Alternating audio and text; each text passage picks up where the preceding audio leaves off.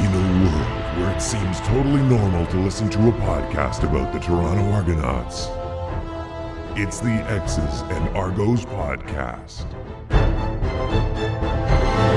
Welcome to the X's and Argos postgame reaction podcast brought to you by Funny Bone Broth. My name is Ben Grant, joined as always by JB. The Argos win 23-20. They go into Calgary, and in the first game under Coach Dinwiddie, the Argonauts pull out an impressive victory. Now, it wasn't perfect, but neither you or I thought this was going to be a win, JB. A really difficult ask for this team, and they went in there and got the W.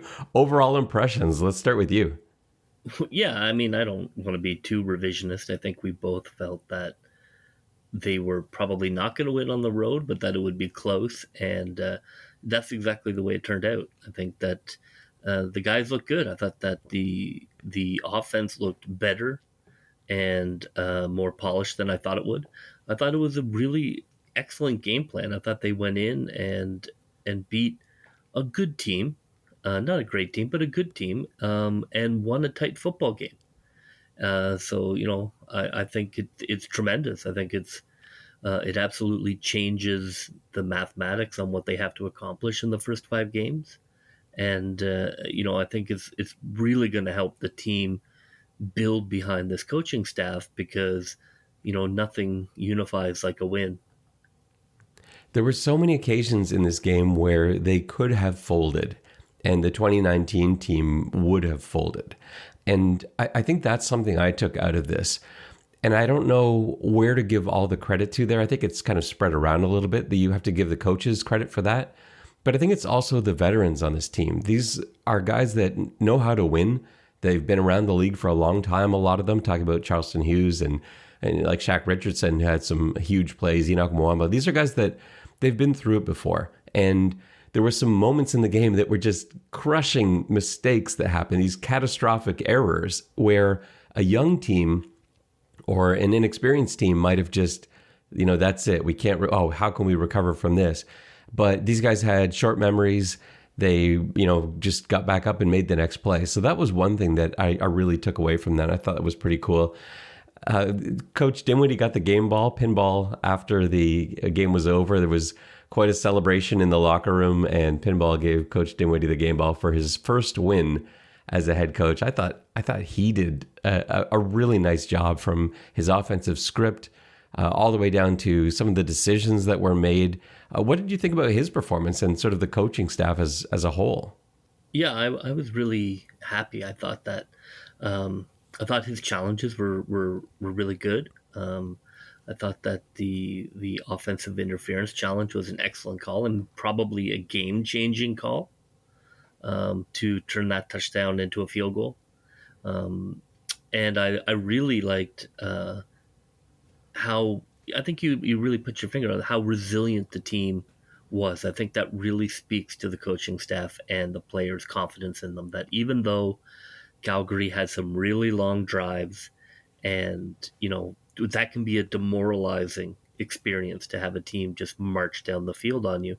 The team didn't give up. I thought that the team stayed true to their plan, believed in their plan, and executed in the fourth quarter when it really mattered. I thought that's the sign of a well-coached team. I really could not have been more impressed with their game management.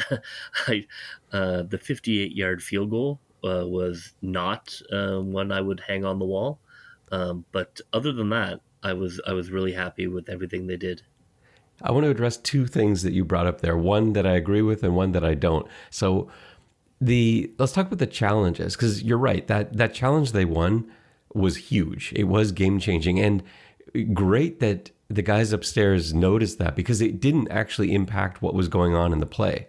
It was a pick play where Chris Edwards ended up getting picked. I think it was by Ambles, and yet the receiver that Edwards was covering wasn't the intended receiver. It didn't have anything to do with the play. I think Chris Edwards noticed the play. He noticed for sure. Well, he ended up getting a huge penalty out of the deal. He was very upset about that pick. It was so clearly a penalty.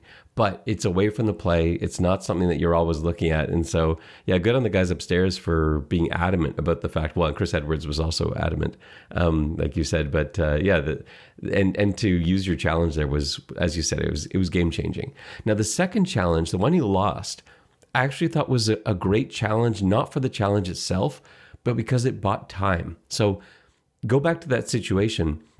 The Argos, in that tight game, tight scenario, it's a 2-and-out. The defense had been on the field a long time. Calgary had a lot of plays. They ran so many plays. And it was a 2-and-out. Breskison ended up, getting hit maybe a split second early, maybe. And there was no way that they were going to win that challenge. It wasn't that sort of, it just wasn't going to happen. Excuse me. But on that play, you can't just have this quick 2-and-out and send your defense back out there. They were gassed. First game of the season, they're exhausted already, but they've been on the field a long time. They just put up with this long drive. You can't send them right back out there. And by challenging that play, it bought them 2 minutes of rest time plus then the punt that followed. I thought, all in all, I don't know if that was the intention. I should have asked that in the post-game press conference, but there was so many things going on. But that was, I thought was brilliant the way it worked out. Now, the thing that I disagree with you on was the 58-yard field goal. I love that call because we've got a guy who can nail those field goals. And I know that Beatty isn't perfect, but the 55-yarder he hit went through the back of the end zone. So he's got a cannon. Now, he didn't quite strike that 58-yarder cleanly, but he can boot that ball 65 yards. That's not the question. It's never the distance. And unfortunately, he didn't quite strike that one cleanly. It still had the distance for 58. It just missed wide, and it got returned. It ended up being a decent return. But that's okay. I don't mind taking those shots because if he hits that, it's highly demoralizing on the other side. Missing it and having the guy return it, well, if you'd punted it away there, it wouldn't have been great. Maybe you could go for it. I think that's probably your argument. You say 3rd and 2, you should go for it in that scenario. You're up 8-3. You're on the Calgary 51. That's probably a go for it situation. But I don't mind getting points up on the board, and we've got this weapon. How nice was it to have Boris Beatty out there? By the way, like what a change from Tyler Crapina, who was very accurate as a kicker generally, but just didn't have a noticeable leg. Beatty is a weapon, and you saw it from the opening kickoff that went out the side of the end zone to the monster field goal attempts to that pretty clutch kick that he made at the end. Nice to have a kicker like that on the team, eh? Yeah, I mean, I think he clearly has, I would say, an NFL quality leg. You got to be consistent and you got to be able to make the short gimmies. But for sure, what a weapon to have, a guy who 58 is in his wheelhouse. I thought, he boomed some insane punts. He boomed 177 yards, which is a lot. I thought he was a refreshing change from the previous kicker. And yeah, I get what you're saying. I think if he didn't have the range, then that call goes from surprising to insane. I think that they had a new toy and they wanted to try it out, and he certainly is somebody that we should use as a weapon more than other teams may use their kicker. Let's talk about some of the stats that jump off the stats page. So Mcleod Bethel Thompson had an outstanding day. He completed over 70% of his passes, which is huge. 354 yards, 2 touchdowns, no picks. There could have been a pick in there, but he ends up with a clean sheet. And you look across the ledger at Bo Levi Mitchell, and Bo's nowhere close to Mcleod's production. What a huge game from him. I'm on the record as not being the world's biggest Macbeth fan. And I believe at one point I compared him to an old pair of work gloves. It was honor is due. I thought he played a fantastic professional game tonight. I thought he looked great in the hurry up. His arm has easy gas. I thought that his accuracy was fantastic. a couple, he almost had that terrible interception, and there were a couple of times where he decided to run where I would have preferred him to keep looking downfield. But I think he played fantastic, and I think that Arbuckle probably did not go home super happy tonight. Yeah. Well, it depends on how you look at it. I think as a team player, which he is, he'll be thrilled with the win. But I think this pretty much guarantees Mcleod Bethel Thompson is starting for the foreseeable future. Like, how can you not at this point? And that's something that we've got to talk about. Like, is there any scenario in which Nick Arbuckle is the starter next week? I can't see it. It's one of the things that makes quarterback so complicated. It's not like the other positions where guys can come in and out and get a run at starter and then maybe give somebody else a run and nobody really notices. It definitely gets complicated. I mean, I think for sure he's earned the start next week. I think that's okay in terms of giving the hamstring plenty of time to be 120% good to go. But the CFL season will ebb and flow, and I certainly have no doubt that there will be a game that might, have us looking at Arbuckle as another alternative. But it gets hard because the teams bond with quarterbacks. That's an aspect of it, and so that's what makes the starting quarterback kind of magic so difficult to mess with. So we'll see how it goes, but I mean it definitely makes it more complicated. And Coach Dinwiddie looks like a genius at this point, though, because of the fact that he said from the very beginning, I need two starting quarterbacks, because you can't go through a season with one starting quarterback. It just doesn't happen. And you look at the BC Lions yesterday, and you look at the Argos situation today. What's great about it is we sent in today another starting quarterback. Nick Arbuckle is supposed to be the starter. He's injured. And so they are able to send in a guy who hasn't been getting second and third string reps, or missing reps entirely for the sake of the starter. Mcleod Bethel Thompson took more reps in practice than Nick Arbuckle. Now, some of that was because of Arbuckle's injury, but even prior to that, they were splitting them fairly evenly because Coach Dinwiddie insisted that he needed two guys to be able to start. And he looks correct at this point, because without all those reps, I don't think there's any way that Mcleod could have run the kind of game that he did today. He looked comfortable. He looked like he'd been in this offense for a long time, and you got to tip your hat. What do you do moving forward, though, with your practice reps? I mean, you can't. I mean, this is why teams have not gone with two quarterback systems, because you can't have two guys on the piano. You're going to have a starter who's going to get the majority of the reps. And I'm interested to see this week. We'll see how practice goes, especially, and I would expect Mcleod to get most of the first team reps this week. But when Arbuckle's hamstring is fully healthy, I think that's when it will be interesting to see. And like you're saying, does it hamper you at some point if you're whoever will start that week isn't getting reps? I think if Macbeth goes into Winnipeg and gets a win, that's a lock for at least 5 games. So I mean, I think if he can lead this team to a win in Winnipeg, I think the starting position is his. Let's talk about some other stats that jump off the page. The running game was an issue. We just could not get the run game going, and it wasn't one of those games. We had issues like this in 2019, and the Argonauts 2019 running game, part of it was that they were behind so often and so early that you just couldn't really run the ball. That wasn't the case today. They were in the game the whole way through, and yet John White, 9 carries for 28 yards. AJ Ouellette, who I thought would get a lot more work, only had 1 carry for 4 yards. And Mcleod Bethel Thompson was your best rusher, averaging 6 yards a carry, but he only had 4 carries, and Mcleod's not a runner. So that's, that tells you you've got a problem right there. What problem did you see in the run game? Why could the Argonauts? Why didn't they have any success running the football?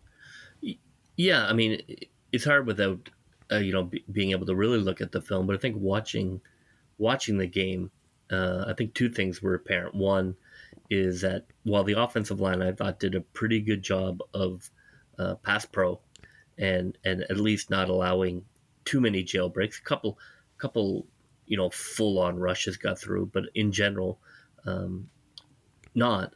But they couldn't get push on running plays. Like there just weren't holes. That when the running back got the ball, it was already a team meeting. So in that way, I think that White, there's not much you can do in the backfield when you're surrounded by players. And I think that, coach probably correctly immediately moved away from it. Didn't try for balance. Just simply decided, look, we can't run the ball, and we're just going to pass it. So I think that they gave up on the run pretty quickly. I think in a given game, that's fine. But, moving forward, I think you're definitely going to need more than 56 yards a game from your running back. I wanted to see more misdirection, which we didn't really get, because I know that's a big part of the Calgary system. Now, they didn't do a ton of it either, but No. if you look back at 2019, they had a ton of misdirection in their run game, and neither team really did that today. But I felt like the way you were getting that aggressive play, especially in run defense from the Calgary linebackers, I felt like misdirection plays were just waiting there, whether it was counters or jet sweeps off a fake handoff, something just to get the Calgary defense flowing one way and then have the ball cut back the other side. And we just didn't really get that. So I was a little disappointed I didn't see that in the second half. I thought for sure we would get something like that, but they seem to have lost interest by that point in the run. The one run play they did have that I thought was going to go, and you could see how mad John White was sort of like a delayed handoff, and we ended up getting called for. I think it was called for a false start, and John White was so mad because he had the edge on that play, and it was just a late whistle for a false start on the O-line. But aside from that, there just wasn't much there. No, I think you're exactly right. I think that we're clearly not a power run team. So you have to be trickier. Got to get more jet sweeps, more edge, more misdirection, more gadgets. Now, is John White, water bug speed? I don't think so. So there is a bit of a mismatch there. Now, I did think he was fantastic in pass pro, and he had some terrific blitz pickups. And that's absolutely what you're looking for in a professional running back. So I thought that from that point of view, I was really happy with his performance. But he didn't seem fast enough to threaten on the edges, and we're not strong enough to run it inside. So it's not a great match right now. Yeah, he had a couple of nice receptions too, which I think you have to give him credit for. But the speed that we're missing is across the board. There just is not a lot of speed out there. DeVaris Daniels was having a lot of trouble getting open. I don't know exactly why. I'd like to go back and look at the film. That's something I'm interested in seeing, but it certainly felt like he was being very well covered.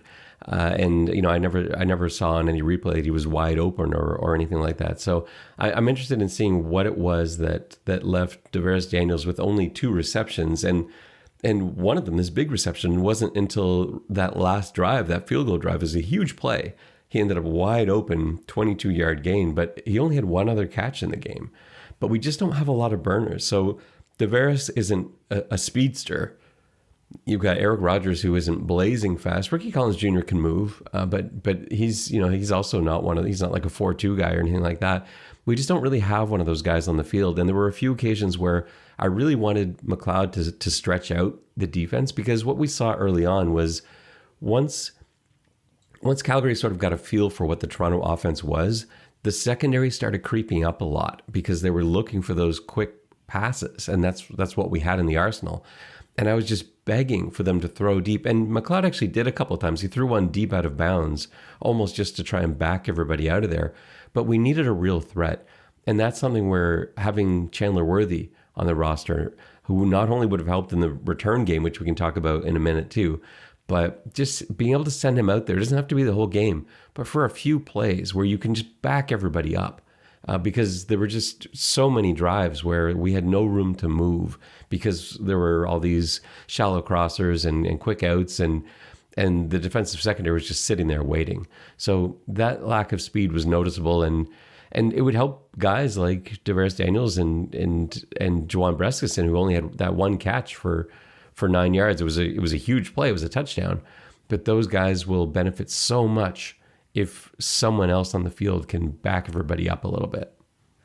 Well, that's always the issue, right? Because now teams have film, and Winnipeg will be ready. And so, I mean, you're right. I mean, I was happy with how the offense played tonight, but still, I mean, I think if you're going to be, moving forward a top 5 team in the league, you're going to need to average closer to 30 than 20 a game. And, it would be great if we had a game breaker, if we did have somebody who the defense was worried about. Looks like we're probably going to have to more manufacture that, but it is it will be really interesting to see how teams react to what they look at on film, and how much can we draw up offense. Let's take a look at some of the things that went badly and some of the things that went well. So let's start with the bad and we'll end with the good on a positive note, as it should be, because it was a win and that's really all that matters at the end of the day. So let's not get too bogged down in our negative here. We're clearly both coaches with, yes, we won, but really let's talk about the things that we need to work on. Well, it's a lot stood out. There were a lot of problems today, and I expect that. There was no preseason. A lot of these guys haven't played football in almost 2 years. There were going to be problems, but oh man, I was pulling my hair out on some of these sequences, and I don't know that I saw these same issues with a lot of the other teams, but I think I chalked that up to there being so many new pieces, like we've been talking about for the last year and a half, that you need time to gel, and there's going to be some issues, but some things were just basic football common sense where I just was screaming at my television. So let's talk about some of those things that went badly. That Braverman muff punt could have been a horrible game changer. The Argos are lucky in that Levi Noel was able to jump on it, but that's early in the game. You force a 2-and-out in the very first drive of the game, and that punt was almost turned over on about the Argo 15-yard line, which would have been a massive shift in momentum. And that's where I'm not sure that I love Braverman. I thought he had a great game today, and I think he definitely deserved to be out there as a starting receiver. I'm not sure he's the punt returner or kick returner. I would love to find a way to get Chandler Worthy back there in both of those roles. Not that Worthy he may not be as dependable as Braverman. That was my thought going in. But then here, Braverman missed that punt. He dropped it, and that was crucial. And so if that's what we have Braverman in for, then I would rather have, if we're going to have somebody that may make a mistake or may misjudge something, let's have it be a guy that has 4.2 speed like Chandler Worthy and can at least threaten. I don't mind seeing a mistake from a guy like that, but you can't have that muff punt from Braverman. That was massive. Yeah, I agree with you. I thought that he really showed out in the first half as an underneath receiver. Good hands, and he had some great chemistry with Macbeth, which was nice to see. You need more from the punt return game. I agree. And now maybe that's just first game nerves, and it'll never happen again. But he's not a punt returner. He's just a guy who's going to catch the ball. And I understand that philosophy of, let's just have a guy who catches the ball and move on. But I agree 100% with you. We're talking about needing a game breaker. There's a spot you can put a game breaker in there. That's what I would do for sure moving forward, is have somebody in there who can get you more, more chance of a huge play. Let's talk about the penalties, because that was something that was also, I know it must have been driving you nuts too, because again, with both of us with a coaching background, you just want to stand up and yell. It was veterans for a lot of the defensive penalties and some younger guys on the offense. Is this an issue? Is this a concern? I looked at them. I mean, I'm going to chalk the Charleston Hughes penalties up to just being really amped to try and hit uh, Levi. I think that he was coming back and he was in Calgary, and I don't think that's going to be an issue moving forward with him. I thought some of the PI penalties were garbage, as most defensive coaches do, but I did think a couple of the PIs that they called on the Argos were terrible calls. Offensive line, there were some false starts, but that's not a line that's like been together. So you're going to have that. Actually, I was worried there were going to be a lot more, especially on the road. Um, they can still work on a silent count when it's really loud, but I don't think so. I mean, I think let's give it a couple of games. I think at least half of those penalties I'm chalking up to first game. I have some concerns about special teams. That was something that jumped out, and it's more with the blocking. So both on field goal and on punt, we had a punt blocked, and that was just a huge play that could have completely ruined the game. And it wasn't a block that came around the edge, and it was the same thing. I'll get to the field goal almost block in a minute, but it was through B gap. It was just it was the design. You had one guy going right, one guy going left, and then one guy coming up the middle. And Jeff Richards is the up back on that play. He's got to step into that. That's his job. He's the last line of defense, and he was late seeing it. The pressure comes through B, and anytime you let a pressure through the B gap on a punt, it's going to get blocked. And it did. So that was a huge issue. And then on the field goal at the end, the game-winning field goal, there were two guys back there. I don't know how one of them didn't get their hands on that ball. But again, one of those pressures came through the middle somehow. And that absolutely has to be cut out. So I guarantee there's going to be an emphasis on special teams play this week. But that's something that I think you really see the difference between special teams not being live in practice versus it being live in a game, because there's only limited contact in practice.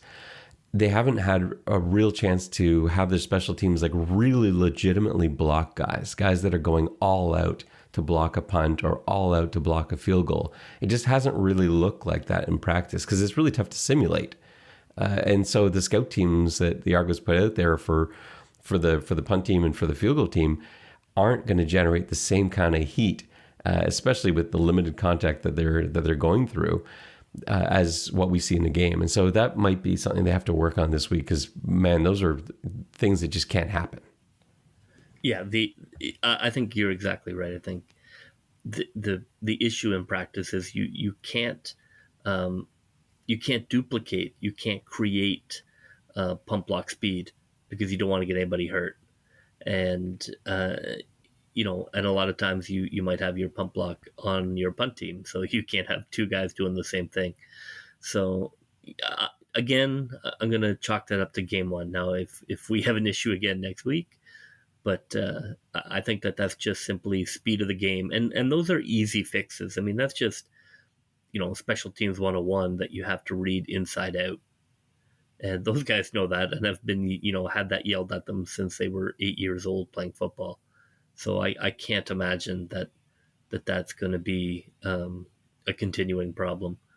But I do think, like we talked about, I do think that punt return needs to be, we can't just punt, so to speak, on punt return. Let's talk about the Ricky Collins Jr. fumble because, man, that was a swing. And that's one of those swings that, as I said off the top, teams don't recover from those swings sometimes. It was the perfect play call. I've seen them work on that play in practice a lot, and it goes in practice too. They blocked that so well, and they caught Calgary on a dog blitz. Mcleod got that ball out quickly. To the outside, Ricky Collins coming underneath the receiver blocks, and there was just space. And he went flying down the sideline. And as he's running, my daughter's sitting beside me watching, and she's pretty in tune. She's got a good football brain. And as he's running down the sideline, she was yelling, outside arm, and then she yells, cover it up. And right at that moment, the ball comes popping free, rolling into the end zone. And I just wanted to scream at Ricky Collins Jr. because that was a touchdown. It was a touchdown that was taken off the board. And then, of course, Calgary came steaming back down the other end of the field. Now, we got lucky, maybe the way that resulted, and the defense sort of held strong after that crazy series of events with the double challenges. But that just could have been a huge game-altering play. I think if the Argos lose this game, you go back to that play with Ricky Collins Jr. and you say that maybe cost the Argos the game. But fortunately, we don't have to play that game. So just one of those fundamentals you don't expect from a player like Ricky Collins Jr., an intelligent player who does the right thing all the time. And here's a play where he just forgot a fundamental. Well, from a coach's perspective, I think it's perfect for Dinwiddie because you won the game, but now you have fantastic film to try and hammer home some basic football fundamentals with the team. Because really, if you tighten up three, really basic stuff like personal protector, inside out, when you're running down the field, outside arm, 3 points of contact, wrapping up on tackles. There were some body check tackles. I think that if you clean that stuff up, I think, potentially the Argos might even put up 30 in this game. Did you notice a lot of missed tackles in the other CFL games to this point? Because it's not something that has really stood out to me, but I definitely noticed that today, especially in the Argos, but the Stamps had a bunch of missed tackles too. Yeah, not necessarily. I wouldn't say that it caught my eye. Now, it could just be I wasn't watching as intently as I did with the Argos, but for sure, I think the tackling needs to improve, and I think that that's also an aspect of how little contact you're going to have in camp. And even though you guys are professionals, game speed, the physicality of the game, the way that, when you tackle in practice, that's the end of the play. When you tackle in a game, guys keep fighting. Guys are going to make a move to try and avoid it. I think that's what I would blame for some of that wrap-up stuff. So that's definitely an area to look at. I think in the secondary, we got to look at better wrap-up and better tackling. But I'm certainly hopeful that. I mean, I think what's great is there's not a long list of things for them to look at, and so when you're looking at, that kind of basic fundamental stuff, like that's hopefully really, really straightforward to tighten up on. Well, the nice thing about having a veteran team too is that they already know. They know going into film that the coaches are going to blast them for this, and this. Like, it's not like Ricky Collins Jr. is wondering to himself, I wonder what they're going to say to me in film tomorrow. He knows what's coming. And the guys that got penalties, they know what's coming. Guys that missed tackles, they know. They already know. This is a veteran team. They know exactly what they did right and what they didn't quite get down today. So I think that will help in the sense that the film and the coaching is going to reinforce what these players already are sort of punishing themselves for. The last concern I have on my list is I don't know if the Argos really have any defensive tackles without Drake Nevis on the field, because you've got some guys that I think are really good defensive linemen, but you had Sean Oakman and Coney Ely playing in the middle today, and those guys really aren't tackles. Now, they are now. They're CFL defensive tackles just because of their sheer size and power, but they're not accustomed to playing in the middle, and I'm sure they'll get better at it with time. A lot of the guys around the CFL who are defensive tackles were initially ends who, when they came up to Canada, were converted and put in the middle. So they will get better at it. But that was a concern today, and the Argos had a lot of trouble stopping that middle run because it just isn't something that Ely and Oakman are accustomed to doing, at least from that angle. When those guys stop the run, they're usually coming at it from the side, and they were running right at Ely and right at Oakman. And fortunately, Coach Young made some really nice adjustments, I thought, in the second half to sort of derail that plan a little bit. But yeah, the Argos really missed Drake Nevis out there. And when Sam Achampong, who is more accustomed to being in the middle, he was out there quite a bit too. And then when he went down, I was holding on to my seat there, thinking this could go south. But they rallied. They made some really nice adjustments, basically shifting to to a 3-4 for a lot of that. The second half, and that sort of helped out a little bit. But yeah, I am concerned that without Nevis, there may not be a lot of interior play. Yeah, it was a little thin, and Calgary did expose it. I mean, Calgary did run for 100, so that's definitely an area that we would like to tighten up on, and that's a question of having those bodies, right? I mean, I thought that they had Ely in there sometimes, and I thought he did as well as he could, but it's tough to play interior, when you're not Drake Nevis size. So that's really a personnel issue. I felt the defensive line. I was hoping for more from them this game. I thought that they probably got upfield too much, and the offensive linemen were just pushing them up the field, and that they need to squeeze that box down more, try and get a little more interior pressure. I wanted more quarterback pressure, and I thought too often you had the two ends like 3 yards up the field past the quarterback, and that's then you're nothing. You're just an observer watching the game.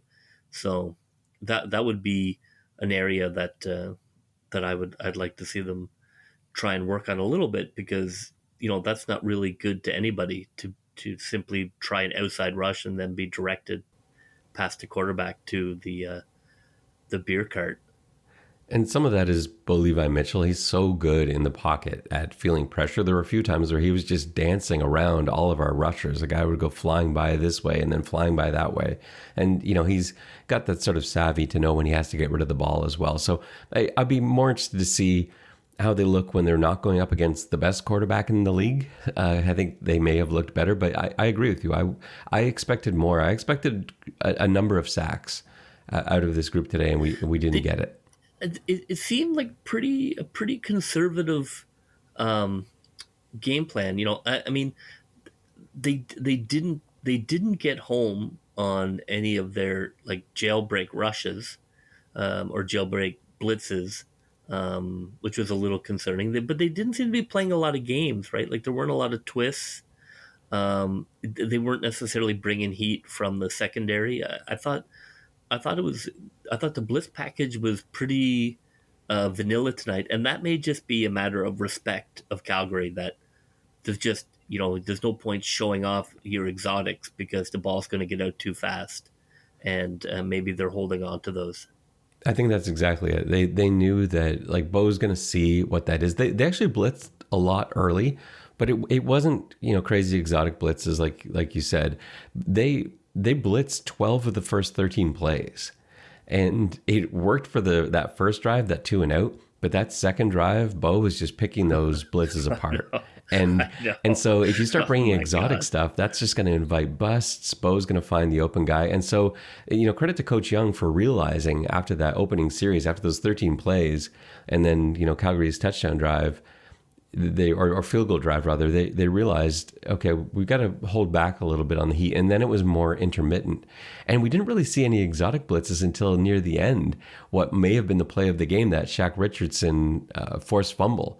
It was a halfback blitz. I think it was delayed halfback blitz too. I want to take a look at that. But it was on a run play, and he was there at the right time, and running back tried to bounce to the outside, and there was Shaq to punch the ball away. So not a ton of exotic blitzes, but they're in the bag. We know those are coming at some point, but I think it's like you said, this is not the quarterback to try and trick. This is not the guy that you try and pull one over on. And so sending heat, I think, is good. I think that tests the line, but they realized pretty quickly, let's mix this up sensibly. And from then on, they just didn't blitz a lot after that initial sequence. There was one more sequence later in the game where they blitzed on 6 out of 7 plays. But other than those 2 chunks, it was conservative. They were sort of, sitting back and just not allowing the big play. Notice we didn't see any huge home runs. No, I was really happy with that. I thought that they did a great job of limiting the big play. I mean, my personal preference would probably be less blitzes in the red zone. Unless you're run blitzing on the 2-yard line. I wasn't crazy about the all out blitz in the red zone. That's just not. It doesn't work for me. Especially against Bo Levi Mitchell, like that cover zero, the touchdown Yeah. to Jordan, where you can't leave Tristan Deku in cover zero on the inside on a post route, because Bo is going to be able to get that ball off. You're not going to get to him. There's no chance that he doesn't see right away it's zero and know where his matchups are. So that was just, I didn't like that call. That was my least favorite call of the entire game defensively. But I actually thought I thought Coach Young called a really nice game. Remember, it's his first game as defensive coordinator. I thought he did a great job. Let's talk a little bit about Mcleod, Bethel, Thompson. I got some interesting tidbits out of Coach Dinwiddie at the postgame press conference. He said that in the opening script, which was a really nice script and was executed so well, he said that most of those plays were actually double calls. So what that means is they've got two plays called in the huddle. They'll get to the line, and based on what the defense is giving you, Mcleod is going to go with one or the other. And he did a fantastic job in that opening series. They sent a lot of heat early. That was also Calgary's game plan. I don't know if it was because the game plan was initially designed for Arbuckle, but I think they would have bounced out of that. So I think they felt like they wanted to test this fairly new offensive line, and so that's why they blitzed so much. But yeah, they sent heat on I think 5 of the first 6 plays, and Mcleod very casually worked his way down the field. He made the right calls. He checked to quick outs and quick slants, and was able to get the ball out before the blitz got home. So I thought that was something that he did a really nice job with. And then similarly, when he's down in the red zone on the 9-yard line, that touchdown pass to Breskison, again, there's heat coming. He knows where his guys are, and he just makes the perfect pass to Jawan Breskison for that touchdown. And what did you think about the play following that? So they score the touchdown, they go up 6-0. I wasn't even thinking about a 2-point convert. What do you think about that call, going for 2 on the first TD? Well, they went for 2 every time. I don't know. I don't know whether they didn't like BD's point after conversion. No, well, I think they only went for the 2 the second time because they had to, because they were trailing by 2 with like a couple minutes left in the game. But I don't think that would have been the plan. Maybe it is. Like, we don't know, because those were the only 2 touchdowns, the very first drive of the game and then the second last drive of the game. I'm all for it. I'm all for it. If they look at the numbers and they look at the percentages, in terms of how close you are to the end zone, I'm for it. I think why not? I like it too. I'm interested to see if that's a thing. I'm interested to see if next week, if they do that, is this what they are? Is this the plan, or did it just work out situationally where on the first touchdown they thought they could catch Calgary off guard? There was this sort of momentum that they had built, and on the last touchdown it was a necessity. So we can't really gauge it. But yeah, let's see what happens next week with the 2-pointers. The other thing that I thought Bethel Thompson did so well was on that last touchdown to Curly Gittens Jr., the 27-yard pass. This play needs its own segment because there were so many things going on here. He did a fantastic job of hanging in the pocket. He knew pressure was coming. It was another one of those animal blitzes where they're sending the farm. And a few great things happened on this play, but we've got to give credit to Mcleod Bethel Thompson. He hung in there and waited to the last possible second and then got that ball out. And it was a beautiful pass to Curly Gittens Jr. And he had a pretty tough catch to make because he was getting very close to the uprights and he was getting hit all at the same time. And that was a pretty tough ball to hang on to. So all in all, that was an amazing play. But the best part of that play was Eric Rogers, who picked up the blitz. And Coach Dinwiddie said after the game in the press conference that he actually knew that blitz was coming. And so I'll kind of walk everyone through this. That play isn't designed that way. So Eric Rogers on that play is supposed to have something on the weak side of the formation. But Coach Dinwiddie had talked about how he'd seen that same blitz call in a similar situation when they were sort of simulating a game in training camp 2019 in Calgary.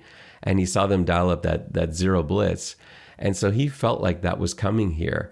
And so Rogers, who normally is supposed to be out on a route here, instead came across the middle looking for heat coming. And sure enough, the safety came crashing down. And Eric Rogers stayed in the pocket and got a piece of the outside rusher. The line picked up the safety, but they didn't have enough to keep the pocket clean. They had to let a rusher come free.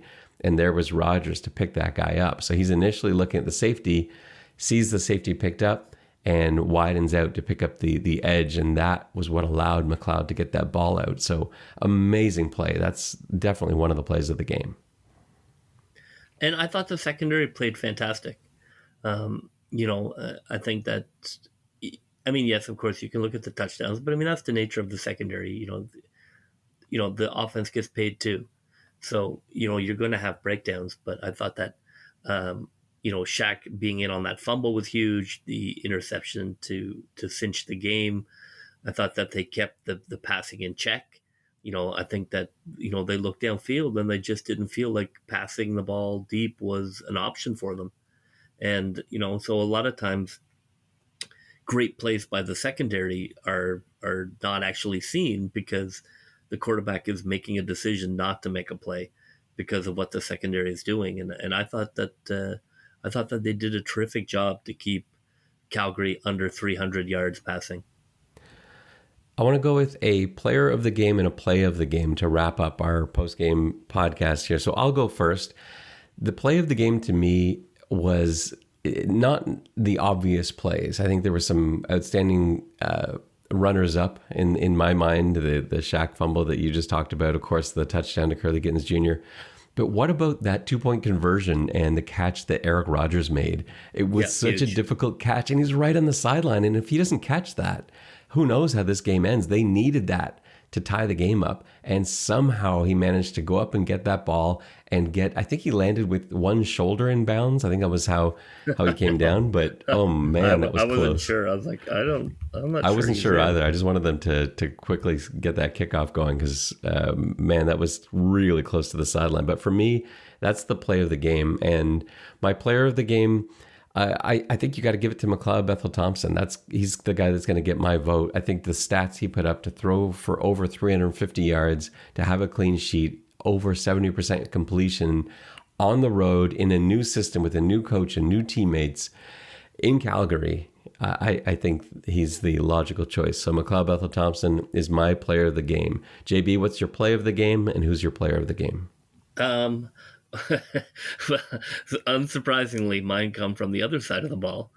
I thought that Chris Edwards defending on that third down, where Calgary had come down the field after the fumble touchdown, and where they checked it under review, and they just chalked it up to good DB hand checking, and I thought that was the turning point. I think if Calgary scores there, that Calgary might turn into a blowout. I think that was an absolutely massive turning point where Toronto, instead of feeling like, oh my God, that's a 14-point swing, it was more like, okay, that was a mistake, but now we can regroup and we can get back into this. So I thought the Chris Edwards DB play there was fantastic.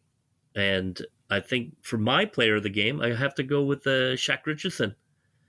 He's right there. I know that Charleston was right there on the fumble too, but Shaq definitely initiated it. That fumble could have been play of the game, and Shaq iced it. And as we all know in the CFL, like 27 seconds is a lifetime in the CFL in terms of getting down the field and kicking a tying field goal. So I thought Shaq Richardson for making the big plays when it counted.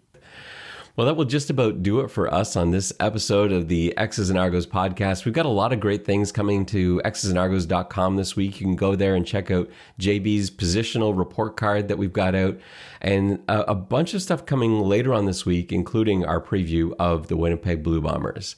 That will do it for us today. For JB, my name is Ben Grant saying so long, and may all your pre-snap reads be good ones. I'll see ya.